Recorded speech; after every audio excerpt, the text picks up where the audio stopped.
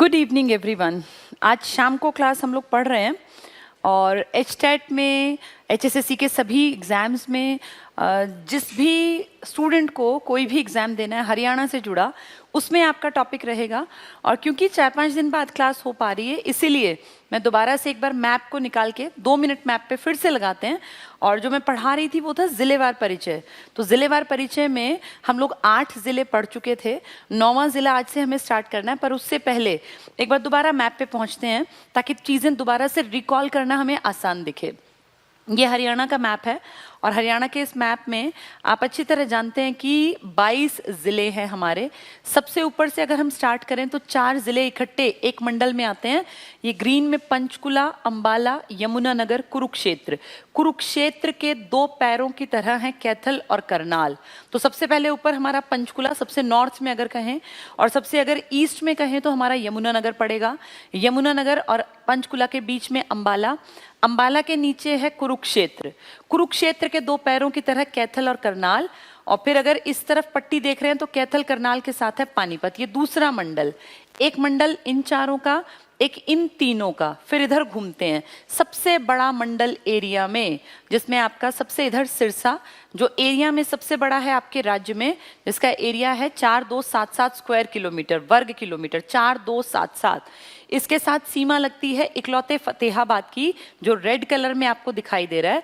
और गलत फहमी पैदा होती है कि शायद हिसार और सिरसा टच करते हैं सीमा को, लेकिन ऐसा नहीं है। अगर आपको सिरसा जाना है तो हिसार से आपको फतेहाबाद में एंट्री लेनी पड़ेगी।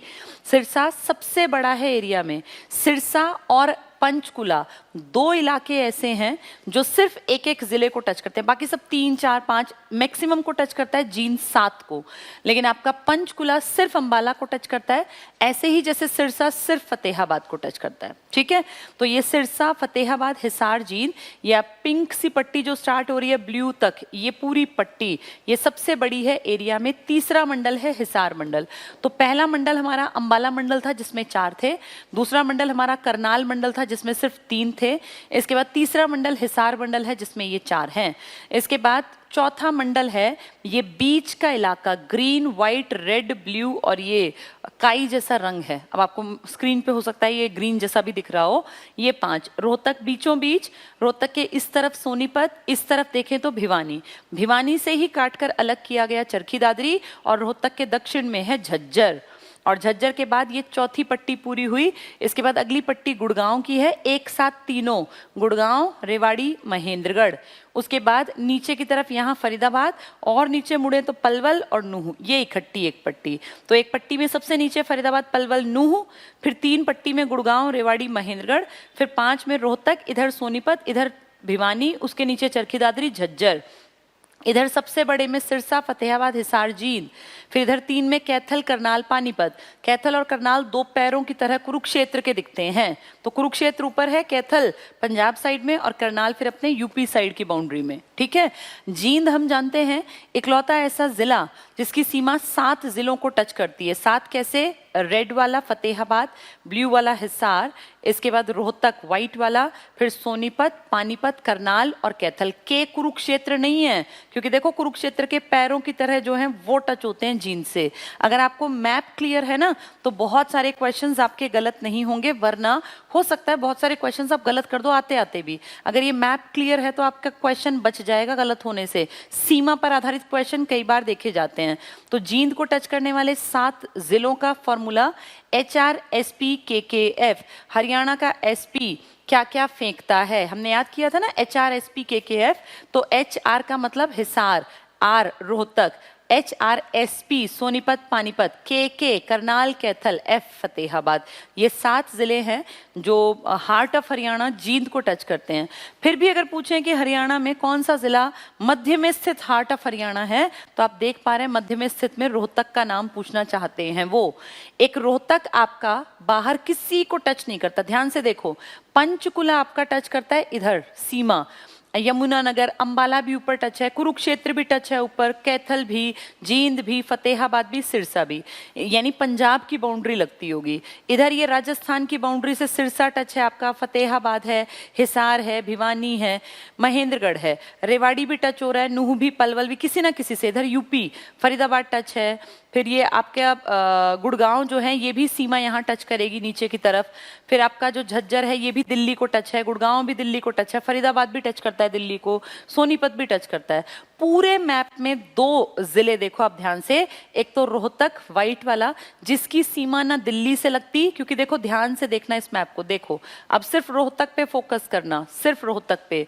जो ये वाली बाउंड्री देख रहे हो ना, मैं इसको एक बार आपको ड्रॉ करके दिखा देती हूँ को। हम देखो अब जरा, ये जो बाउंड्री है ना, देखो जिसको मैंने रेड कर दिया, ये वाली बाउंड्री आपकी दिल्ली की बाउंड्री है, ये आपका दिल्ली है, ये लगा लो जहां रेड की सीमा बनाई ये दिल्ली है। दिल्ली हमारा भारत की राजधानी जो है आपकी, ये हरियाणा को हम हरियाणा वाले दिल्ली को 3 तरफ से टच करते हैं। दिल्ली की 4 डायरेक्शन, किसी भी राज्य की 4 ही डायरेक्शन होती है न्यूज में, NEWS, north, east, W west और साउथ, ये 4 डायरेक्शंस हैं। हम दिल्ली को 3 डायरेक्शंस में टच करते हैं, बस एक रह जाती है हमारी। हम दिल्ली को कहाँ कहाँ टच कर रहे हैं, एक तो उत्तर की तरफ हम टच करते हैं दिल्ली को, उत्तर में हमारा सोनीपत पड़ता है, तो दिल्ली के उत्तर की तरफ देखो ये रहा सोनीपत। दिल्ली के पश्चिम की तरफ अगर हम देखें तो झज्जर है हमारा। दक्षिण पश्चिम देखें, दक्षिण पश्चिम मतलब इस दक्षिण और पश्चिम के बीच में तो गुड़गांव है, और दक्षिण की तरफ देखें तो हमारा फरीदाबाद है। सिर्फ दिल्ली के ईस्ट में हम लोग टच नहीं कर पाते, दिल्ली के पूर्व में हम नहीं है, क्योंकि दिल्ली के पूर्व में यूपी की बाउंड्री टच होती है। तो हम हरियाणा वाले दिल्ली को 3 डायरेक्शंस में टच करते हैं, नॉर्थ में, वेस्ट में और साउथ में, सिर्फ ईस्ट में नहीं है। एक बात ये ध्यान रखना, न्यूज में ई पे क्रॉस कर दो, हमारे 4 जिले दिल्ली को टच करते हैं। कौन से 4 जिले, सबसे ऊपर सोनीपत, इस तरफ झज्जर, उसके नीचे गुड़गांव या गुरुग्राम और सबसे नीचे फरीदाबाद। तो दिल्ली की 3 डायरेक्शंस में हम बैठे हैं और इन 3 डायरेक्शंस में हमारे 4 जिले हैं, सोनीपत, इसके बाद इधर झज्जर, उसके नीचे गुड़गांव और सबसे नीचे फरीदाबाद। ये याद रखने की बात है, इंपॉर्टेंट बात है। सोनीपत, झज्जर, गुड़गांव, फरीदाबाद, 4 जिले। राष्ट्रीय राजधानी क्षेत्र में तो खैर हमारे बहुत सारे जिले आते हैं, लेकिन हमारे 4 जिले इस दिल्ली को टच करते हैं और दिल्ली की 3 डायरेक्शंस में हम दिल्ली को घेर के बैठे हुए हैं। न्यूज में से नॉर्थ में हम हैं, ईस्ट में नहीं है, बस साउथ में भी हैं और वेस्ट में भी हैं और साउथ वेस्ट में भी हैं। ये वेस्ट हुआ, वेस्ट मतलब पश्चिम, भाई मैप में उधर ही तो पूर्व होता है, अरुणाचल उधर आता है ना, इस तरफ आपका गुजरात आता है, तो ऐसे ही याद कर लो। उत्तर की तरफ सोनीपत, पश्चिम की तरफ झज्जर, दक्षिण की तरफ फरीदाबाद और दक्षिण पश्चिम की तरफ गुड़गांव। कहीं कहीं पे दक्षिण में भी गुड़गांव को लिखा है, क्योंकि वो सोचते हैं कि इतना माइनर बात क्यों बताएं। ठीक है, अब वापस आओ, देखो किस किस की बाउंड्री न दिल्ली को टच करती, न ही इस तरफ कहीं यूपी को टच करती, न ही ऊपर की तरफ कहीं पंजाब को, और न ही इस तरफ राजस्थान को। सिर्फ 2 जिले याद रखने हैं। देखो रोहतक, इसकी बाउंड्री अंदर ही अंदर हरियाणा को टच करती है। रोहतक दिल्ली के साथ टच नहीं है, कनेक्टिविटी है बहुत बढ़िया, हाईवे बना रखा है, लेकिन रोहतक की सीमा बाहर किसी भी यूनियन टेरिटरी को या बाहर किसी भी राज्य को टच नहीं करती। आपके सारे राज्य टच होते हैं, कोई यूपी से, कोई राजस्थान से, कोई इससे अपना चंडीगढ़ से, कोई दिल्ली से, कोई आपका हिमाचल प्रदेश से, कोई उत्तराखंड से, लेकिन सिर्फ 2 जिले, एक तो रोहतक किसी से टच नहीं होता, इसकी बाउंड्री अंदर अंदर है सारी, और एक जो सबसे नया बना हुआ है चरखी दादरी। देखो ये राजस्थान से टच होता ना तो यहाँ होता, ये ऊपर की तरफ है, ब्लू कलर तो ऊपर खत्म हो गया, यानी चरखी दादरी देखो अंदर ही अंदर है, किसी से टच नहीं होता। 2016 से पहले हम पढ़ते थे कि हरियाणा में एकमात्र जिला जो टच नहीं होता बाहर वो रोहतक है, लेकिन अब हम पढ़ते हैं रोहतक और चरखी दादरी 2 ऐसे जिले हैं जिनकी सीमा बाहर किसी राज्य से नहीं लगती। ये इंपॉर्टेंट बात है, सबको ध्यान रखनी है। दिल्ली के बारे में भी हमने जान लिया और हमने इनके बारे में बातचीत कर ली। ठीक है, अब तुम्हें वापस से मैप पे पहुंचते हैं, अब हमें सारा समझ में आ गया। 2 ऐसे जिले जो कि बाहर टच नहीं करते किसी भी यूटी को, या जैसे ये वाली बाउंड्री देख रहे हो ये यूपी को टच करती है। जो ये वाली बाउंड्री है ना, ये पूरी यूपी को टच करती है।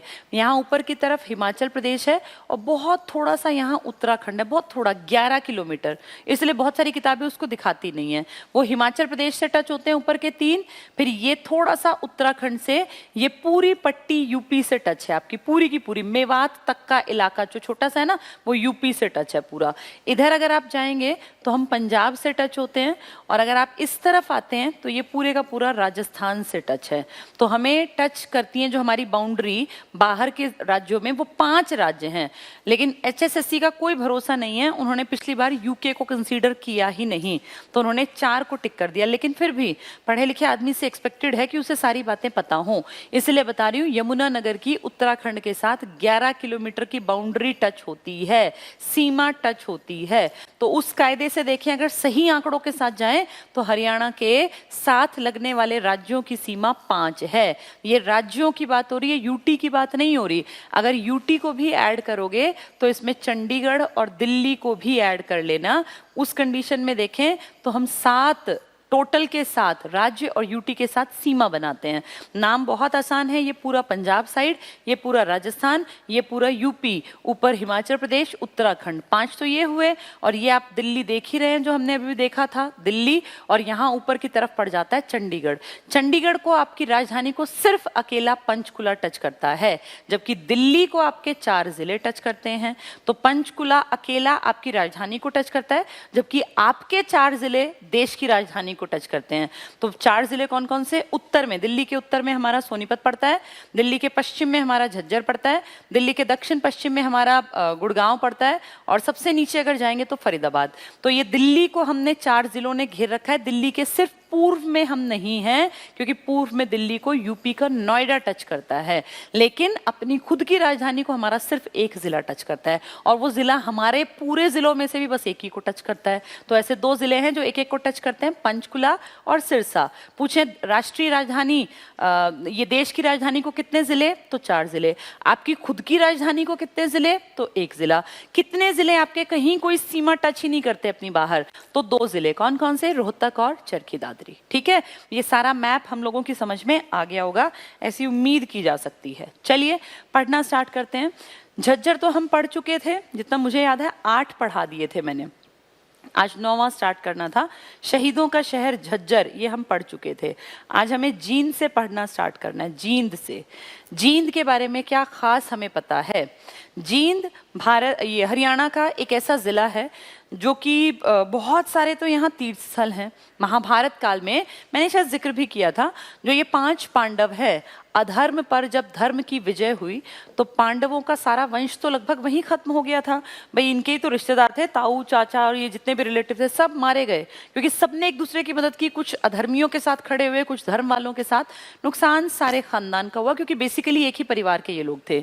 तो पांडवों को ये बाद में फील भी हुआ कि ऐसा नहीं होना चाहिए, और घर वालों से लड़के हमें क्या मिला, लेकिन फिर भी अधर्म को दबाने के लिए ये जरूरी था, जैसा कि गीता के पाठ में बताया भी गया।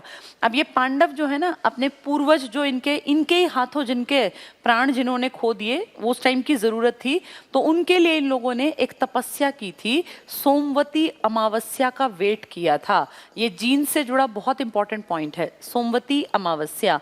12 साल तक ये लोग बैठ के तपस्या करते रहे, कि 12 साल बाद सोमवती अमावस्या आई, तब इन्होंने अपने पूर्वजों का पिंड दान किया।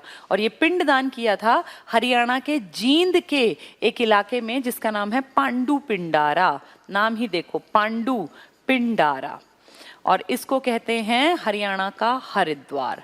जो सबसे इंपॉर्टेंट पॉइंट्स हैं वो बता रही हूँ, फिर उसको फटाफट से पढ़ लेंगे। पहली चीज जो तुम्हें ध्यान रखनी है, इसके अलावा हरियाणा का जो जींद है ना, ये जाना जाता है मेनली अपनी मुर्रा नस्ल की भैंस के लिए, जिसको आप क्या कहते हैं, काला सोना भी कहते हैं। इसके अलावा बहुत कुछ है, तो धीरे धीरे उनको पढ़ते जाते हैं। ठीक है, देखो अब जरा, जींद स्थापना कब है इसकी? 1 नवंबर 1966, क्योंकि घर JKM में जे मतलब जींद ही था, जे मतलब जींद था। क्षेत्रफल 2702 वर्ग किलोमीटर। किस दिन फिर याद करेंगे? मुख्यालय सेम है, क्योंकि मुख्यालय अलग सिर्फ एक का है। किसका? जिसका मुख्यालय कहाँ पर है? नारनौल में, महेंद्रगढ़ का। बाकी सबके सेम है। तहसीलों के नाम पढ़ लो, क्योंकि वो एक नाम देंगे कोई और कहेंगे कौन सा यहाँ स्थित नहीं है या है। तो जींद में पढ़ने वाली जगह जींद है। सफीदों बहुत बहुत इंपॉर्टेंट, सफीदों ऐतिहासिक पृष्ठभूमि है। नरवाना बहुत इंपॉर्टेंट है। जुलाना, उचाना पढ़ने में एक जैसे लगेंगे, नरवाना, जुलाना, उचाना। अलेवा और पिल्लू खेड़ा ये ज्यादा इंपॉर्टेंट है। ये इतने, इनके ऊपर क्वेश्चंस बन सकते हैं। फिर इसके खंड ब्लॉक्स कौन से हैं? जींद, जुलाना, पिल्लू खेड़ा, सफीदो, उचाना कला, नरवाना और अलेवा। ये उचाना कला एक ही है, उचाना कला। ठीक है।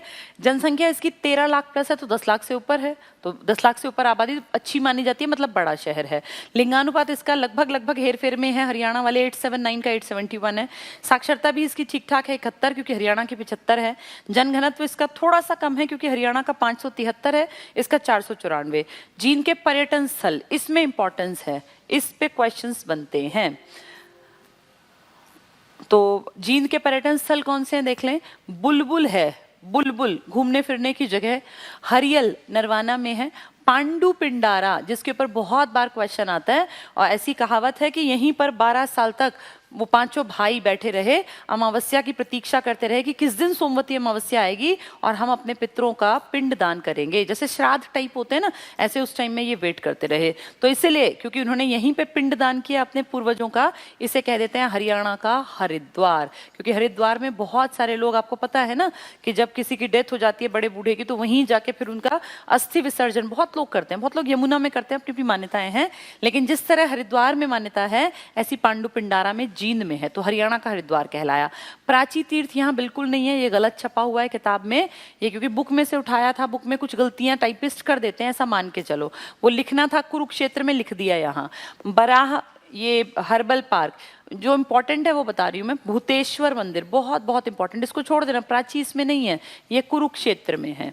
भूतेश्वर मंदिर की खासियत सुन लो, बहुत इंपॉर्टेंट। भूतेश्वर मंदिर क्या है? एक मंदिर बना हुआ है। भूतों का ईश्वर जानते हो कौन है? हरियाणा में जो सबसे ज्यादा मान्यता है ना जिस भगवान की, वो भूतेश्वर है, भूतों के ईश्वर, यानी भगवान शिव शंकर की बात कर रहे हैं, शिवजी भगवान की बात कर रहे हैं ये। तो महादेव के यहाँ बहुत ज्यादा भक्त हैं। शिवजी भगवान का ये मंदिर है भूतेश्वर मंदिर, भूतों के ईश्वर वही कहलाते हैं। और इसी को, इसकी खासियत क्या है? ये रानी का तालाब भी कहलाता है, रानी का तालाब। कारण यहाँ पे कहते हैं कि एक रानी थी जो नीचे एक सुरंग से निकल के रात में कहीं स्नान करने इस तालाब में जाया करती थी, इस मंदिर में बने तालाब में।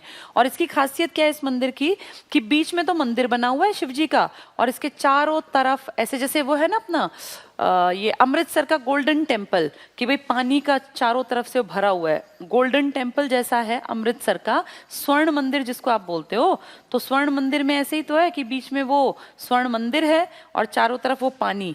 तो इसी तरह से यहाँ पे भूतेश्वर मंदिर है कि बीच में तो शिवजी का मंदिर है और उसके चारों तरफ ऐसे तालाब टाइप भरा जाता है, तो इसीलिए इसका नाम पड़ गया रानी का तालाब। ऐसी मान्यता है कि यहाँ पे रानी जाती थी रात में स्नान करने, कोई खुफिया सुरंग का रास्ता था, तो लोगों ने इसका नाम ही रख दिया रानी का तालाब। किस भगवान को समर्पित है? शिवजी भगवान को। किसकी तर्ज पर बना हुआ है? जैसे अपना स्वर्ण मंदिर है अमृतसर का गोल्डन टेम्पल, उस जैसा है हरियाणा के जींद का भूतेश्वर मंदिर। ऐसे क्वेश्चंस पूछ सकते हैं, हरियाणा का हरिद्वार कहाँ स्थित है, या हरियाणा में कौन सा ऐसा मंदिर है जो अमृतसर के गोल्डन टेम्पल की तर्ज पर है? तो भूतेश्वर मंदिर है। कारण मैंने आपको समझा दिया ताकि भूलो ना, ठीक है।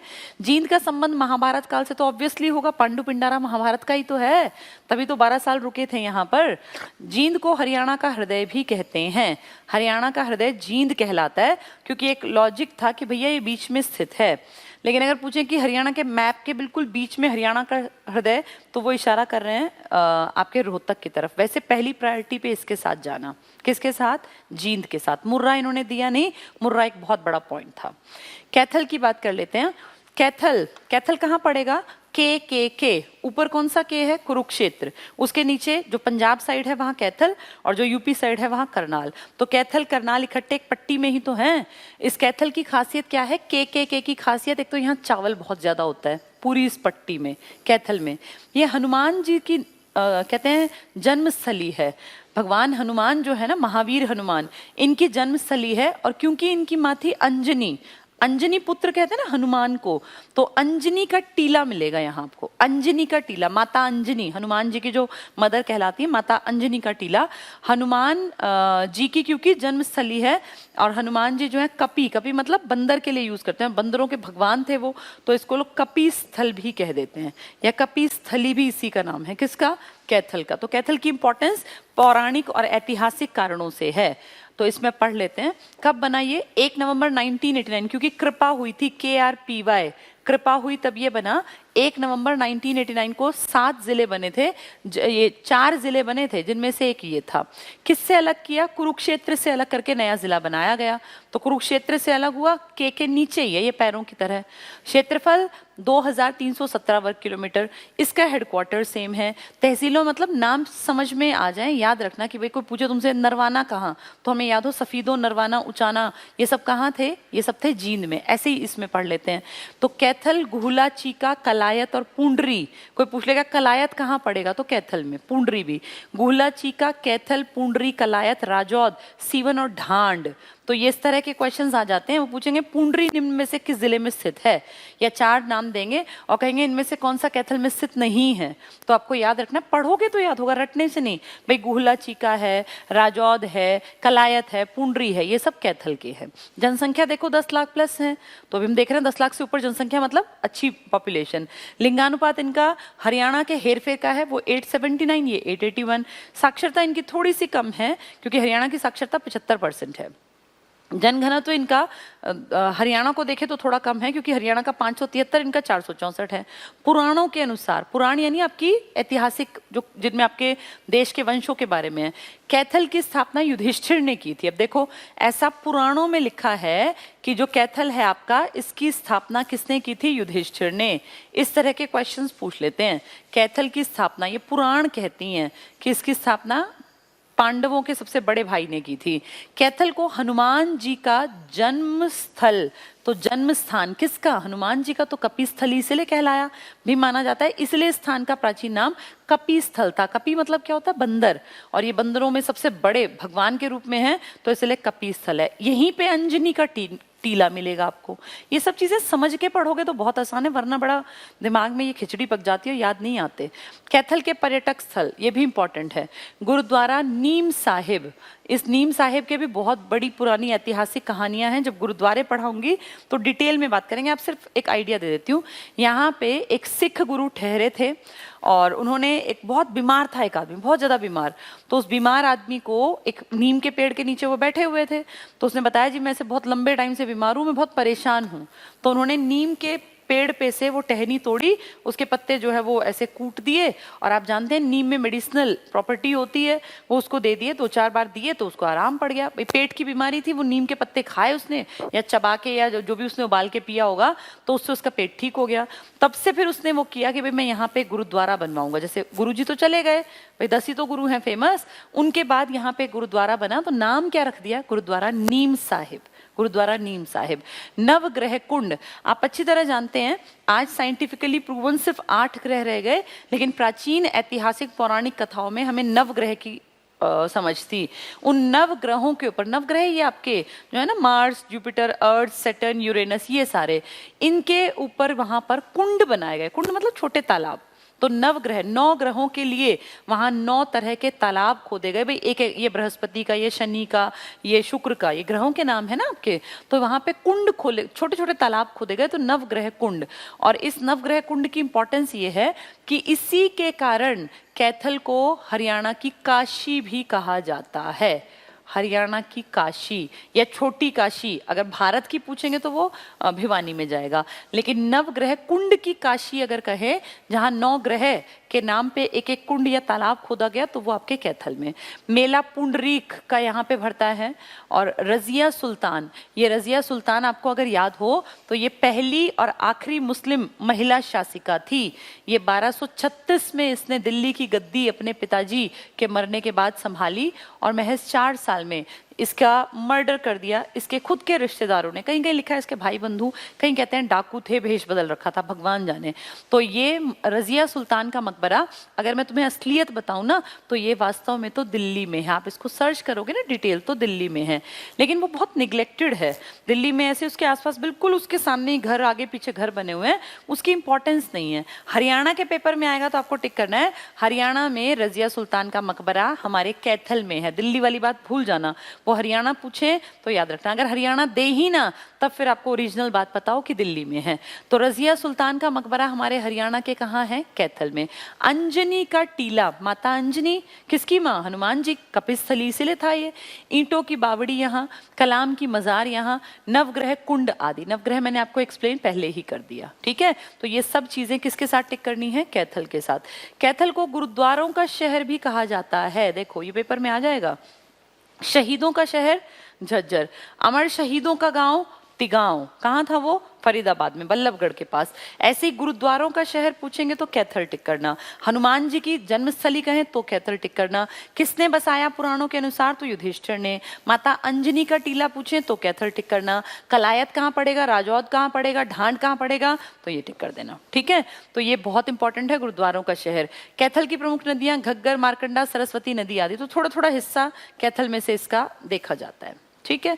चलिए अगला स्टार्ट हुआ हमारी धर्म नगरी कुरुक्षेत्र, जिसमें कि इतिहास गवाह है कि 18 दिन का एक बहुत बड़ा महाभारत का युद्ध लड़ा गया। ये कुरुक्षेत्र की पावन मिट्टी में ही लड़ा गया। जब ये युद्ध लड़ा गया तो पावन मिट्टी कैसी कहलाती है? क्योंकि इस मिट्टी में ही जन्मे हैं स्वयं भगवान, ऐसी हमारी मान्यता है। और यहाँ पर कुरुक्षेत्र में ऐतिहासिक पौराणिक पुराने टाइम के 360 तीर्थ स्थल हैं। 360 बहुत ज्यादा हो जाते हैं एक जिले को अगर सोचें तो, और ये अपने आप में इसलिए तीर्थ राज भी कहलाता है। तीर्थ राज है हमारा कुरुक्षेत्र। तो यहाँ पे ढेरों तीर्थ स्थल है, कोई पांडवों से जुड़ा, कोई रामायण के काल से जुड़ा, कोई भद्रकाली से जुड़ा हुआ, यानी जो इसका रूप थी ना सती का रूप, माता पार्वती के 51 अलग अलग शक्तिपीठ है ना उनकी। तो यहाँ पे आप ये मंगा लो कि सारे भगवानों से जुड़ा, चाहे वो रामायण काल के थे, वो महाभारत काल के थे, या वो पौराणिक समय के थे। इतिहास में जहां जहां भगवानों का जिक्र आएगा वो पुराने किसी भी टाइम के उठा लेना, उसमें कुरुक्षेत्र का नाम जरूर मिलेगा, क्योंकि यहीं पर है सब कुछ। तीर्थों की जब भी बात आएगी तो इस पावन मिट्टी का नाम जरूर लिया जाएगा। यह है कुरुक्षेत्र। कब बना? 23 जनवरी 1973, हरियाणा के सोनीपत और भिवानी के ठीक एक साल एक महीने, और सन भी एक ही आगे बढ़ा, क्योंकि 22 दिसंबर को बना था। 22 दिसंबर 1972 को सोनीपत और भिवानी, और फिर ये बना है 73 में, ठीक है। क्षेत्रफल 15-30 वर्ग किलोमीटर, हेडक्वार्टर सेम है। तहसीलें मतलब नाम तुम्हें थोड़ा आइडिया रखना कि ये हैं। थानेसर आपको अच्छी तरह पता है, इतिहास में थानेसर एक राजधानी भी रही है, इंपॉर्टेंट शहर है, आज भी है थानेसर कुरुक्षेत्र में। लाडवा यहाँ पड़ेगा, पेहोवा यहाँ पड़ेगा, और शाहबाद भी यहाँ पड़ेगा। तो थानेसर, लाडवा, पेहोवा, शाहबाद अगर पूछेंगे तो हमें कुरुक्षेत्र याद आना चाहिए। लाडवा, पेहोवा, शाहबाद, थानेसर, बबैन, पीपली। अभी पीछे किसानों का कितना आप ये देख लो, एक तरह का एक्सप्लॉयटेशन ही था जो सरकार कर रही थी, पुलिस कर रही थी। ये पीपली तब खूब न्यूज में रहा। इस्माइलाबाद, ये खास जगह है। बबैन, पीपली, थानेसर, शाहबाद, पेहोवा, लाडवा। जनसंख्या 10 लाख से थोड़ी सी कम थी, वैसे तो बढ़ गई होगी, लेकिन फिर भी अगर देखें तो कुरुक्षेत्र की जनसंख्या जो पीछे पड़ रहे थे 13 लाख और 10 लाख और इस तरह की, तो उनसे कम है। लिंगानुपात इसका 879 आपका एवरेज है, तो उसके हेरफेर में ही है। आपकी साक्षरता 75 है तो लगभग सेम है। जनघनत्व 573 है तो ये ज्यादा है। इसका मतलब यहाँ पे जनसंख्या का घनत्व ज्यादा है आपके एवरेज से, क्योंकि आपका एवरेज तो 573 व्यक्ति प्रति वर्ग किलोमीटर है। कुरुक्षेत्र के पर्यटन स्थल, ये सबसे इंपॉर्टेंट पॉइंट है इस टॉपिक में, क्योंकि कुरुक्षेत्र बेसिकली तीर्थों के कारण ही न्यूज में रहा। 306 ये टाइपिस्ट की मिस्टेक है, 360 लिख के दिया था मैंने। वो भी इंसान है, इतना ज्यादा टाइप करते हैं, कभी कभी गलतियां हो जाती हैं। वो हो सकता है एक आधी चीज आगे भी गलत मिल जाए, छोटी मोटी, कोई नहीं, वो भी हमारी तरह ही, जैसे हम गलती करते हैं वो भी कर देते हैं। 360 तीर्थ स्थल है यहाँ। ब्रह्म सरोवर बहुत बहुत इंपॉर्टेंट, ध्यान से सुनो। वैसे इसको मैं तीर्थों में और डिटेल से पढ़ाऊंगी, लेकिन एक आइडिया रखना। ब्रह्म सरोवर, इसको ब्रह्म क्यों कहते हैं? पहली चीज तो ये माना जाता है कि भगवान ब्रह्मा के नाम पर है। कहीं कहीं लिखा है ब्रह्मा जी ने खुद खोदा, कहीं कहीं लिखा है राजा कुरु ने खोदा था। जो भी रहा हो, ऐतिहासिक जगह है। ब्रह्म सरोवर की खासियत है कि ये चारों तरफ से पक्का है। ये जो है ना चारों तरफ से पक्का, बीच में यहाँ पानी भरता है। मैंने देखा हुआ है, काफी बड़ा एरिया कवर करता है। ये है ब्रह्म सरोवर, चारों तरफ से पक्का है, वहाँ चेंजिंग रूम्स वगैरह बना रखे हैं और बीच का बहुत बड़ा एरिया है जो पूरा भरते हैं, तो उसको भरा रहता है, तो उसको ब्रह्म सरोवर कहते हैं। ज्योतिसर सरोवर ये भी तालाब ही है। इसकी खासियत, ये पूरा पक्का नहीं है, इसका सिर्फ चबूतरा पक्का है। ज्योतिसर सरोवर दोनों कुरुक्षेत्र में आसपास हैं, ज्यादा दूर नहीं, बिल्कुल आप पैदल चल सकते हो, इतनी आसपास हैं सारी चीजें। तो ब्रह्म सरोवर खासियत चारों तरफ से पक्का, ज्योतिसर सरोवर सिर्फ चबूतरा पक्का, बाकी कच्चा है। कमली वाले बाबा का डेरा है यहाँ।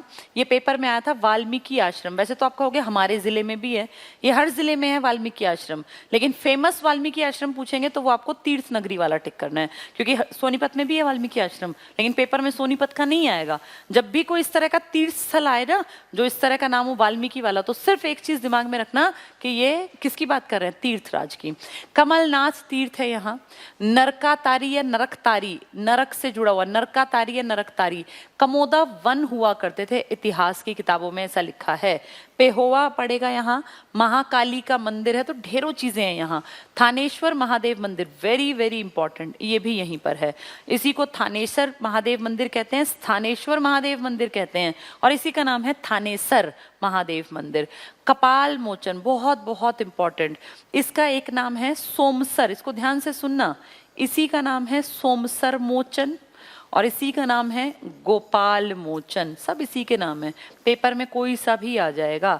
इसकी खासियत क्या है, यहाँ गुरुद्वारा भी है और मंदिर भी है। इसका मतलब हिंदू धर्म प्लस सिख धर्म दोनों की यूनिटी की बात है। ये इशारा करता है कि हिंदू और सिख धर्म की एकता का परिचय देता है। कौन सा? कपाल मोचन, गुरुद्वारा भी है और मंदिर भी है आपका। कहाँ पर है आपका कपाल मोचन? तो ये सोमसर मोचन इसी का नाम है। गोपाल मोचन बहुत इंपॉर्टेंट है। ये आपके कुरुक्षेत्र में नहीं है, ध्यान से सुनो, ये गलत टाइप कर दिया। पहले बता दी, तुम ध्यान नहीं थे, अब बता रही हूँ। ये यमुना नगर में है। यमुना नगर बहुत ज्यादा इंपॉर्टेंट है, लेकिन ये टाइपिस्ट की बड़ी मिस्टेक है, इसको अगली बुक में ठीक करा दूंगी मैं। यमुना नगर में है। मैंने देखो इसके बारे में कई बातें बता दी। कपाल मोचन ही गोपाल मोचन है, यही सोमसर मोचन कहलाता है। और इसकी खासियत क्या है, इसमें हिंदू धर्म का मंदिर भी है और इसमें सिख धर्म का गुरुद्वारा भी है, इसलिए हिंदू सिख एकता की मिसाल कह सकते हैं कपाल मोचन। गुरुद्वारा भी है यहाँ और मंदिर भी, ठीक है। तो अगर ये पूछे कहाँ है, तो ये जो इकट्ठा है, जो कई नामों का है, ये यमुना नगर में। गलत टाइपिस्ट ने कर दिया यहाँ, ये बता रही हूँ, ये ध्यान से समझ लेना, इसको आधे लोग अभी भी नहीं सुनेंगे। बिरला मंदिर बहुत इंपॉर्टेंट है। बिरला मंदिर भी ये बिरला परिवार ने बनवाया था, 1951-52 में इसके काम हुआ। और इसकी खासियत है कि इसकी दीवारों पे गीता के श्लोक लिखे हुए हैं, ये पेपर में आ चुका। बिरला मंदिर की दीवारों पर गीता के श्लोक लिखे हैं। भद्रकाली शक्तिपीठ, शक्तिपीठ क्या है? कहते हैं माँ सती जो थी ना, सती जिसको आप कहते हैं, ये पार्वती जी का ही एक रूप थी। तो माता सती जो है ये किसी कारण से इनकी डेथ हो गई। तो उस डेथ के बाद शिवजी जो थे वो गुस्से में आ जाते हैं, अगर उन्हें पता चल जाता है। ऐसी कहानियां हैं पौराणिक। तो कहते हैं कि जब शिवजी उनको ढूंढने लगे तो भगवान विष्णु और ब्रह्मा जो है वो डर गए कि अगर त्रिदेव, 3 देवते थे ना ये, ब्रह्मा विष्णु महेश।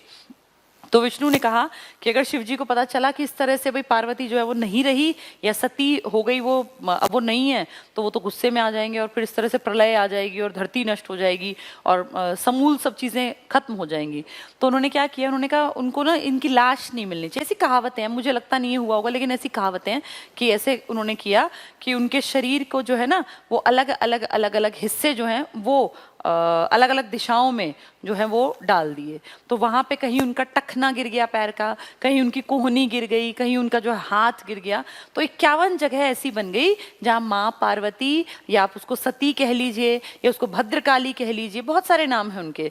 तो वहां पे जहां जहां उनके शरीर का कोई अंग गिरता गया ऐसे, तो वहां एक शक्तिपीठ बन गई। और बहुत सारी शक्तिपीठ तो आपने सुना होगा कि वहां पे ज्वाला ऐसी नेचुरल अपने आप निकलती है कि आप कितना ही पानी डालो, कुछ डालो, बुझती भी नहीं। नहीं है, वो मान्यता के ऊपर है। तो इस तरह की एक शक्तिपीठ हमारे यहाँ भी है, हमारे कुरुक्षेत्र में भद्रकाली शक्तिपीठ। तो भद्रकाली ये माँ पार्वती का ही एक रूप है, वही सती कहलाती हैं। तो 51 शक्तिपीठों में से एक शक्तिपीठ आपके कुरुक्षेत्र में भी है। ठीक है, तो उम्मीद करती हूँ ये समझ में आ गया होगा। इनमें से एक कौन सा गलत दे रखा है? कपाल मोचन गुरुद्वारा।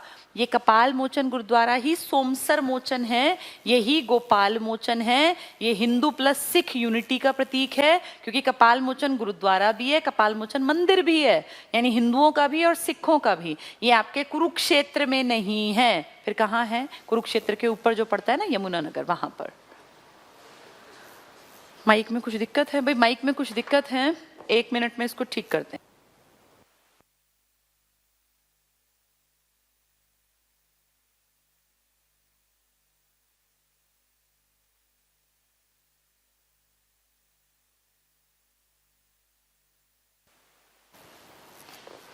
चलिए, अगर कुछ टेक्निकल फॉल्ट है, अजीब सी साउंड आ रही है, चलो अब एक बार कोशिश की गई है, अगर ठीक रहेगा तो। किसकी आवाज आ रही है? अच्छा, इसकी आवाज आ रही है। इसकी आवाज दिन में नहीं आती? चलो एक बार फिर देखो, इसने कोशिश तो की है इसको ठीक करने की, अब देखते हैं ठीक हो गया हो तो। ये बैठा हुआ है यहाँ पे लखन, आपके इसको पढ़ रहा है मैसेजेस को, ये बता देगा अगर कुछ होगा तो। चलो पहुंचते हैं फटाफट से। बिरला मंदिर हुआ, शक्तिपीठ हो गया। आगे कुरुक्षेत्र की नदी का नाम सरस्वती है, और आप जानते हैं आज सरस्वती नदी नहीं बहती, ये ऐतिहासिक सरस्वती है जो कभी वैदिक काल में भी बहा करती थी, जो आपके रामायण काल में थी, महाभारत काल में थी। अब तो मानते हैं कि सरस्वती नहीं है, उसके चैनल कहीं कहीं मिले, और क्योंकि हम हरियाणा पढ़ रहे हैं तो हम आधी बातों को मान लेंगे कि हाँ ऐसा था। ऐसा माना जाता है कि सरस्वती आज भी बहती है, लेकिन वो अंडरग्राउंड बहती है। और मुगलावली गांव जो है आपका, यहाँ पे उसके चैनल मिले थे 2013 में, तो न्यूज बना था ये बहुत बड़ा। ठीक है, तो क्या बता रहे हैं, यहाँ की नदी का नाम सरस्वती, तो ऐतिहासिक नदी है ये। कुरुक्षेत्र महाभारत युद्ध हुआ यहाँ पर, कितने दिन चला था? 18 दिन। और श्रीमद् भागवत गीता, भाई गीता का ही तो पाठ किया था, पाठ इन द सेंस गीता की ही तो नॉलेज दी थी यहाँ पे भगवान कृष्ण ने, जो अर्जुन को दी थी। तो इसका जन्म स्थल के रूप में प्रसिद्ध है। तो गीता का जन्म और महाभारत युद्ध जो हुआ वो कुरुक्षेत्र में हुआ। इसे धर्म नगरी के नाम से भी जाना जाता है, मैंने आपको बताया ये धर्म नगरी है। तो धर्मनगरी कुरुक्षेत्र की पावन धरती नाम से भी जाना जाता है। ये प्राचीन काल में हस्तिनापुर की राजधानी, आपने अगर महाभारत देखी है तो बार बार आया होगा हस्तिनापुर हस्तिनापुर हस्तिनापुर। इस हस्तिनापुर की राजधानी थी हमारा कुरुक्षेत्र, और यहीं पे महाभारत का युद्ध हुआ था। ठीक है, तो अब ये सोच लो, ऐतिहासिक सारी चीजें इसके साथ याद कर लेना। कौन सी चीज इसमें ठीक नहीं दे रखी है? कपाल मोचन, ये कहाँ होना चाहिए? यमुनानगर में। अगला टॉपिक है करनाल का। करनाल आपके देश में एक जाना माना नाम है। क्यों? क्योंकि एक तो कल्पना चावला ने इसको बहुत फेमस बनाया, और एक NDRI, national dairy research institute. अभी भी दिक्कत है? अच्छा ठीक है, वो कह रहे हैं मैम सुर की आवाज आ रही है, ये ना, अच्छा ये जो अभी आप, ये जो आवाज आपको आ रही है, ये सारा जो सिस्टम चल रहा है ना, इसकी थोड़ी सी साउंड है, ये इसलिए ऐसा फील हो रहा है। दिन में क्या होता है, और भी चीजें होती हैं तो वो एब्जॉर्ब कर लेती हैं। अब यहाँ पे इस टाइम पे कोई भी नहीं है, सिर्फ मैं हूँ या फिर ये लखन। तो बड़े रूम में जब ये क्लास ली जाती है तो साउंड थोड़ी सी ऐसा हो सकता है, ये थोड़ा सा आपका प्रोमिनेंट लग रहा हो। करनाल देखते हैं। करनाल मैंने क्या बताया? 2 कारण, एक तो कल्पना चावला करनाल, और एक आपके देश में NDRI, national dairy research institute, इन दोनों के कारण है। करनाल के बारे में थोड़ी सी बातचीत कर लेते हैं। मैं कल्पना चावला के बारे में थोड़ा बताना चाहती हूँ पहले, फिर इसको पढ़ाऊंगी, क्योंकि करनाल जैसे ही आया तो हमारे दिमाग में कल्पना चावला आना चाहिए, सबसे पहला नाम कल्पना चावला। जैसे अपने देश को जिस पे नाज है और वो हमारे यहाँ से बिलोंग करती है, तो हमारे लिए कितने प्राउड की बात है कि इंडिया इसको अपनी बेटी कहता है, और ये हमारे राज्य में एक जिले में पैदा हुई। कल्पना चावला जन्मी है 17/3/1962। इस डेट को सही नहीं माना जाता, पेपर में सही माना गया है 1 जुलाई, यानी 1/7, चाहे जुलाई लिख दूं ताकि तुम्हें याद रह जाए, 1 जुलाई 1961 को इसके साथ HSSC गया है। तो इनका डेट ऑफ बर्थ है 1/7/1961 या 1 जुलाई 1961। ये डेट ऑफ बर्थ अगर ये नहीं मिला ना 1 जुलाई वाला, तो इसके साथ चले जाना। ठीक है, ये दोनों एक साथ मिले तो 1 जुलाई को टिक करना, ना मिले 1 जुलाई तो फिर जाना 17 मार्च 1962 के साथ, पहली प्रायोरिटी पर इसके साथ। हरियाणा के सबसे बड़ा पंगा ये है कि हर चीज डबल डबल पढ़नी और पढ़ानी पड़ती है और फिर बताना पड़ता है कि ये ना हो तो ये करना, ये हो तो ये करना। तो पहली प्रायोरिटी पर ये ना मिले तो फिर इसके साथ चले जाना। कल्पना चावला क्यों इंपॉर्टेंट है? सोचो, एक कोई बहुत एडवांस तो नहीं था ना हरियाणा, वहाँ पे एक शहर में एक बच्ची का जन्म हुआ और वो जब 30+ की हुई, पढ़ने में इंटेलिजेंट थी, अच्छी खासी पढ़ाई में थी, 1994 में 61 से आप लगा लीजिए 71, 81, 91 यानी 30 और 33 साल की जब लगभग हुई तो यहाँ से सीधे चयन हो गया नासा में। नासा आप सब जानते हैं, नासा की फुल फॉर्म तुम में से 90% को नहीं आती होगी, 10% को मुश्किल आती होगी। नेशनल एरोनॉटिक्स, आगे क्या है, स्पेस कुछ कहेंगे एजेंसी, स्पेस एडमिनिस्ट्रेशन है ये, नेशनल अमेरिका की है ना ये, national aeronautics space administration NASA, इसमें चयन होना अपने आप में बहुत बड़ी बात थी। और आप देखो ये कोई आज की जन्मी नहीं है, अब हो तो नॉर्मल है, लेकिन 1961 यानी हमारे फादर के लगभग एज ग्रुप की एक महिला उस टाइम में नासा में जिसका सिलेक्शन हुआ, और कितनी तेज दिमाग थी, कितनी लायक थी, काबिल थी कि नासा ने 3 साल बाद इनका नाम दिया, आगे बढ़ाया कि इनको हम स्पेस में भेजेंगे। तो ये बहुत बड़ी बात है कि इंडिया की एक महिला कहाँ से उठती हैं और कहाँ सेलेक्ट होकर, और कुछ ही सालों में देखो वहां भी टॉपर्स में रही, तभी तो उनको भेजने के लिए वो राजी हुए अपने खर्चे पे। इसमें अरबों रुपए लग जाते हैं इस तरह के प्रोजेक्ट्स में। 1997 में कोलंबिया स्पेस शटल, अमेरिका से जो गया था ना, कोलंबिया नाम था उसका, कोलंबिया स्पेस शटल, इसी में बैठ के तो जाते हैं ये, एरोप्लेन में थोड़ी जा सकते हैं, इसमें बैठ के ये गई 1997 में। उस टाइम पे 6 क्रू मेंबर्स इनके साथ गए और जो मिशन का नाम था ना इनके का, वो था STS-87, ये इनकी भाषा में मिशन का नाम था, STS-87। ये उस मिशन पे गई और इसके साथ फिर 6 लोग थे, ये लोग क्रू मेंबर्स गए, 6 क्रू मेंबर्स टोटल मिलाकर 6 क्रू मेंबर्स थे, यानी इनके साथ इतने सदस्य गए थे। ठीक है, 1997 में गए और वापस लौट आए, बहुत सारी चीज़ें वहाँ से सीख के आए, बहुत सारी चीज़ें जान के आए। इसके बाद कुछ टाइम बाद दोबारा से इनको मौका मिला, मैं यहीं लिख देती हूँ ताकि आप कंपेयर कर पाओ। तो यहाँ के बाद दोबारा से इनको जाने का मौका मिला 1997 के बाद, ये गई हैं 2003 में दोबारा, तो काफ़ी लंबे टाइम के बाद दोबारा जाने को, मतलब कई साल बाद दोबारा जाने को मौका मिला। इस बार जो मिशन गया उसका नाम है STS-107, पहले STS-87 था, अब STS-107। पहले 6 क्रू मेंबर्स थे, अब 7 क्रू मेंबर्स इनके साथ गए, यानी 7 सदस्यीय इनका पूरा जो ग्रुप गया ना, उसमें एक ये भी थी, इनके समेत 7 थे, ये गए।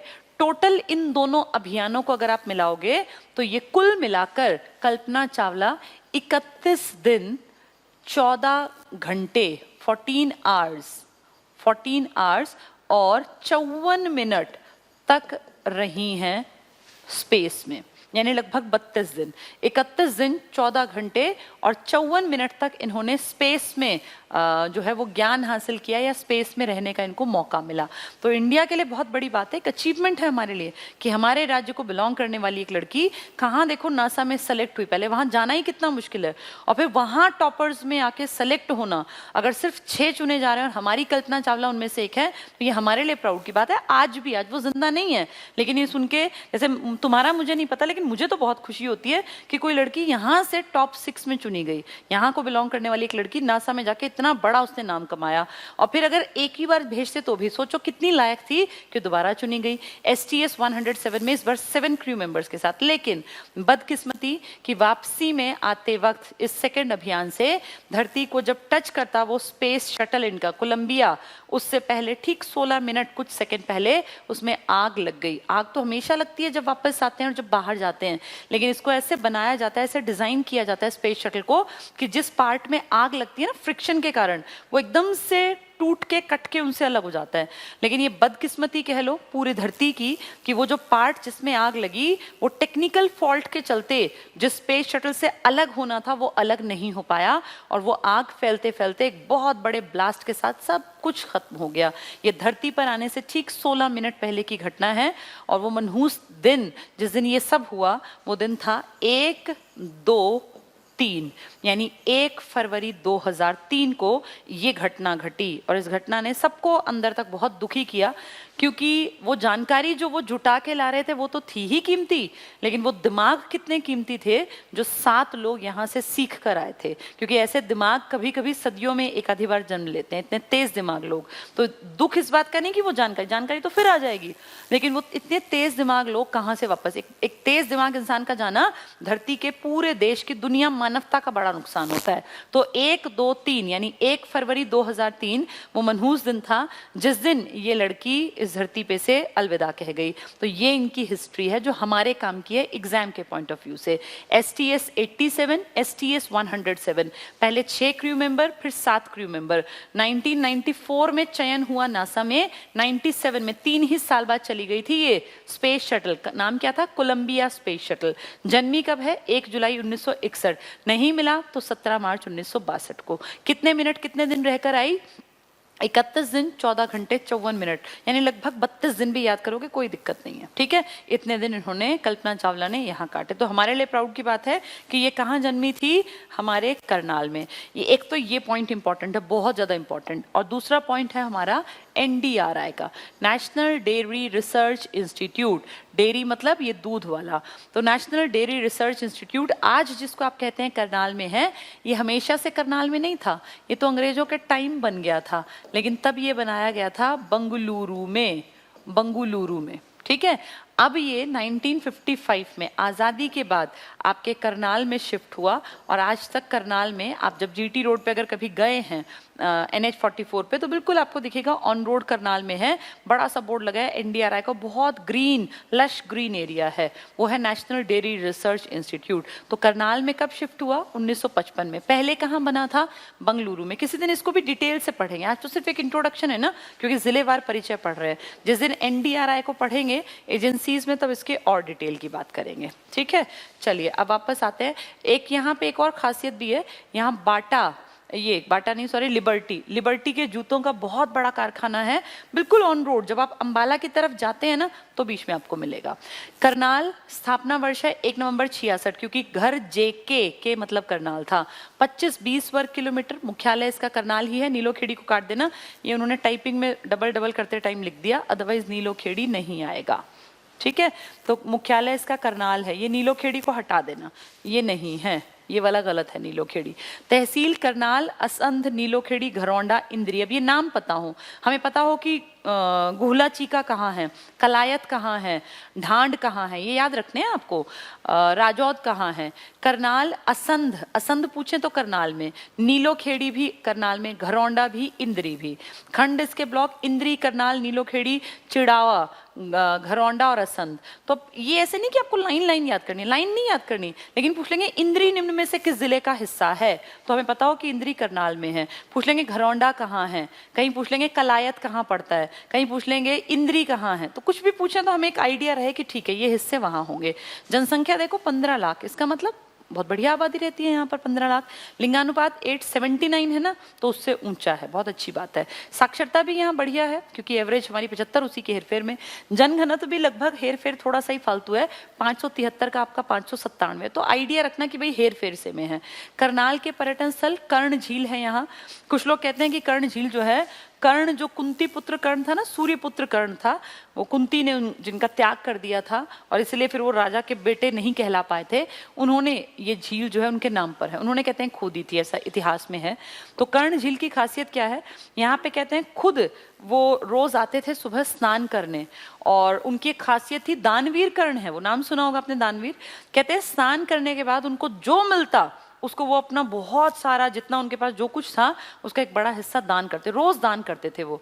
तो वहां पे जो लोग भी दुखियारे थे, परेशान थे, किसी के मान लीजिए किसी की बेटी की शादी करनी है, पैसा नहीं है, तो लोगों को पता था कि यहाँ आएगा कर्ण नहाने, सुबह स्नान करने, और वो जाके वहां बैठ जाते। तब ऐसा नहीं था कि वहां हजारों लोग जुटते, तब जनसंख्या भी कम हुआ करती थी।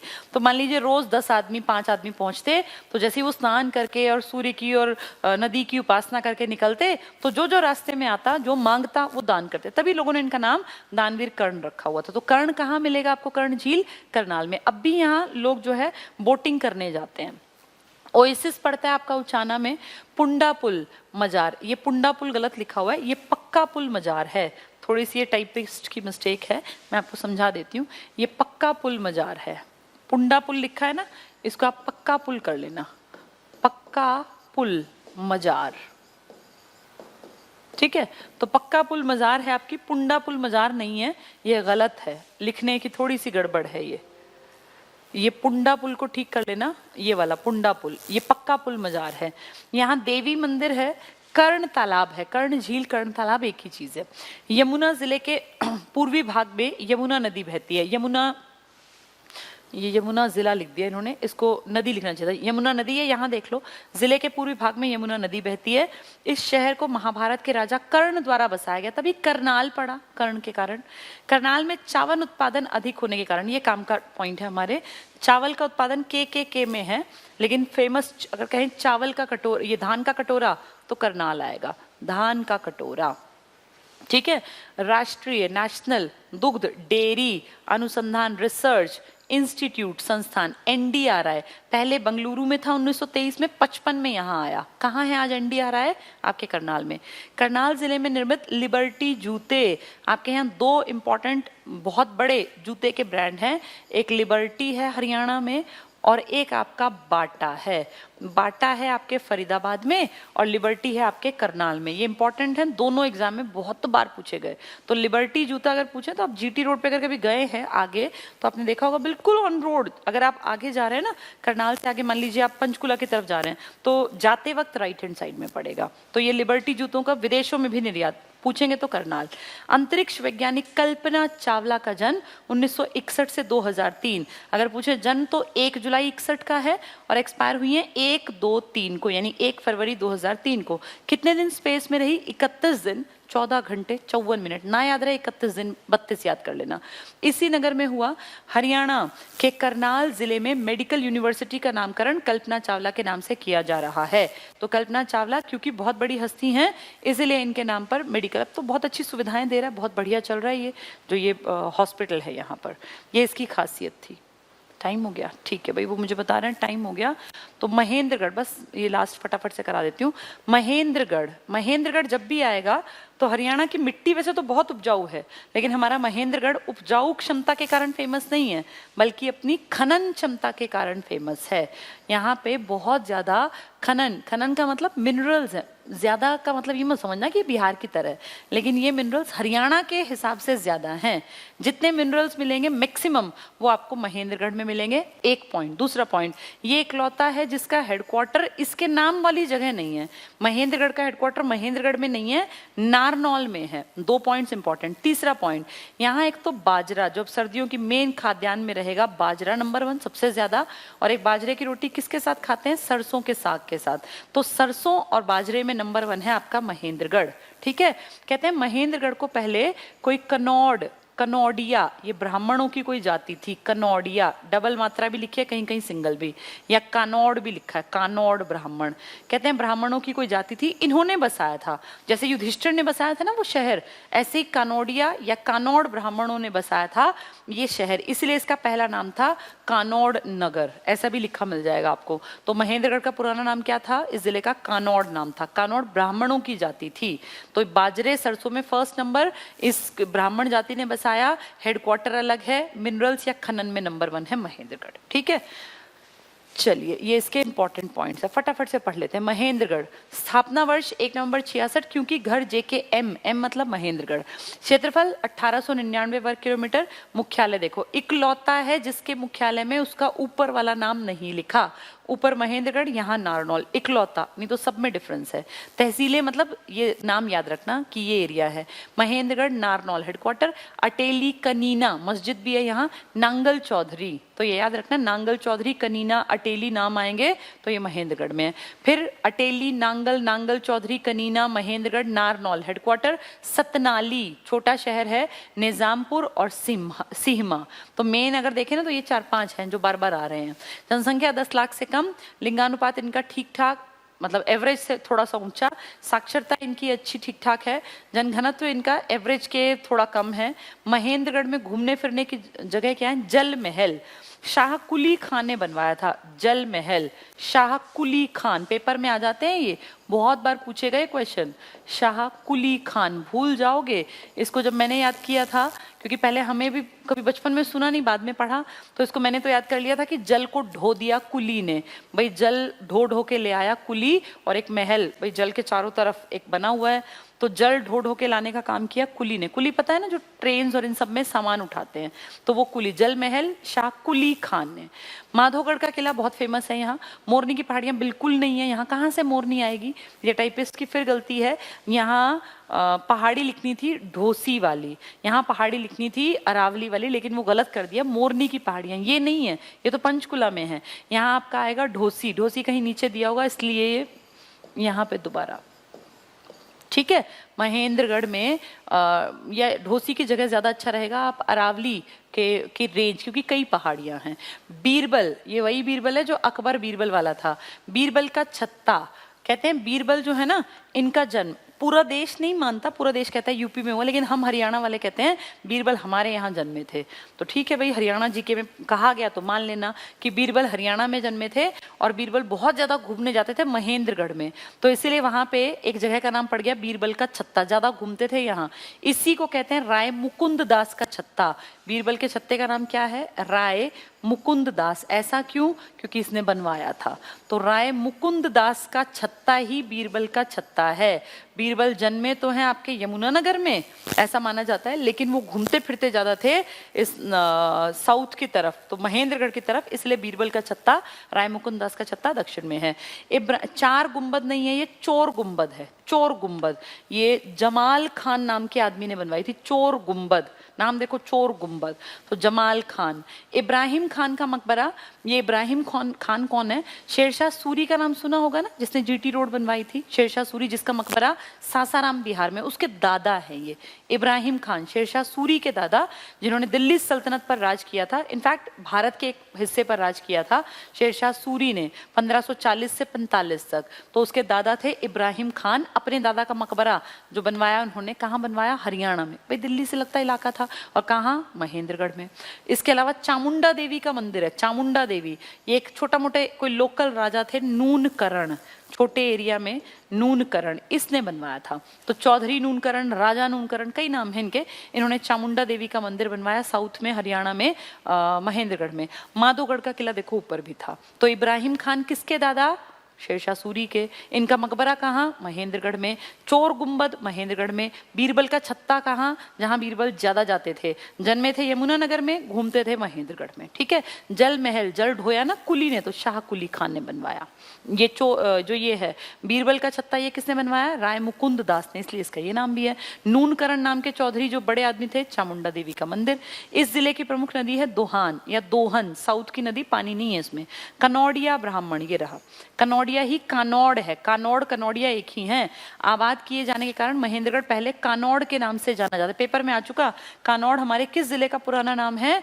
महेंद्रगढ़ का। एमजी लिख देते हैं इसको शॉर्ट में, महेंद्रगढ़, ठीक है।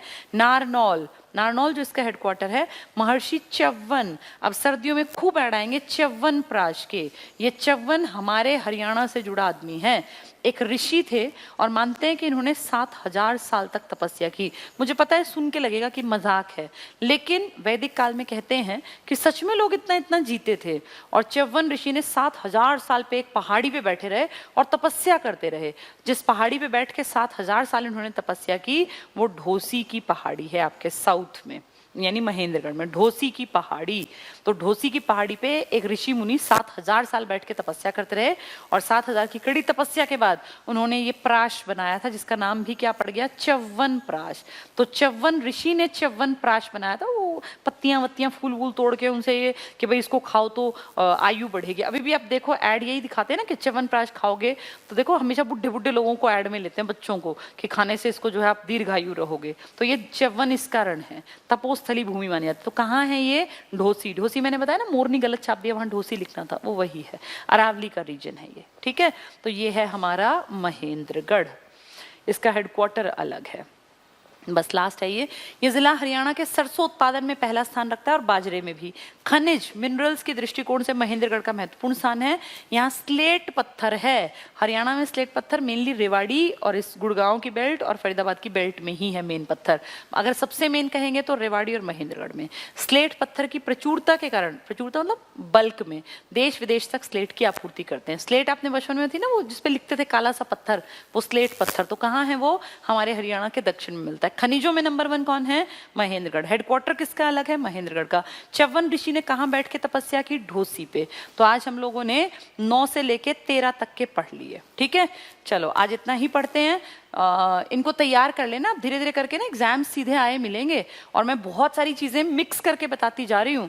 जैसे जिलेवार परिचय में हमारे पर्यटन स्थल भी साथ साथ तैयार हो जाते हैं और ऐतिहासिक स्थल भी। फिर जब उनको पढ़ाऊंगी ना तो टाइम हमारा सेव हो जाएगा। अब जैसे कभी पढ़ेंगे कुरुक्षेत्र के तीर्थ स्थल, तो उसमें कितने सारे तो हमने आज सुन ही लिए। इनको पढ़ेंगे तो ये फिर आसान दिखेंगे। ऐसे कई मस्जिद हम पढ़ते जा रहे हैं, कई मंदिर हम पढ़ते जा रहे हैं। जैसे चामुंडा देवी का मंदिर है, फिर मंदिरों में फिर आएगा, तो उस टाइम फिर आपको याद होना चाहिए कहां पर है? महेंद्रगढ़ में। और किसने बनवाया? नूनकरण ने। तो ये नाम थोड़ा, भूतेश्वर मंदिर है जींद में, किस पे बना हुआ है? अपने गोल्डन टेम्पल की तर्ज पर। तो इस तरह की चीजें फिर हमें याद रखनी पड़ेंगी। ठीक है, चलिए बहुत बहुत धन्यवाद सुनने के लिए। खूब पढ़ते रहो, खुश रहो और अब मेहनत थोड़ी सी ज्यादा करो, क्योंकि अब 100% श्योर है कि पेपर होंगे आने वाले कुछ महीनों के अंदर। देखो सीएम का रोज बयान आ रहा है, एकदम आए मिलेंगे पेपर, फिर पता नहीं चलेगा। अब जैसे पीटीआई वाले ज्वाइन कर गए ना, तभी पता चला, पता ही नहीं चला कब में उनको तैयारी का मौका नहीं मिला, सीधे पेपर लेके और सीधी ज्वाइनिंग्स हो गई। तो इसलिए अपनी मेंटली अपने आप को तैयार रखना, पेपर कभी भी हो सकता है। हमें जरूरी है कि हम पढ़ के तैयारी करके रखें। चलो, थैंक यू, गुड नाइट।